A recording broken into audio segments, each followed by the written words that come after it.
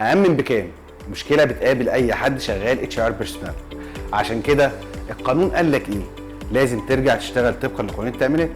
قانون التأمينات قال لك عندك إعفاءات بحد أقصى أو ألا تتجاوز 30%. إيه ده يعني إيه؟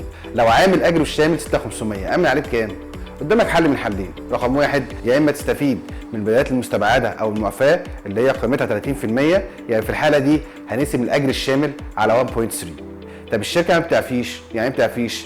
يعني بتامن على الموظف بالرقم كله اللي هو 6500، هنا يبقى اجر الاشتراك هو الاجر الشامل.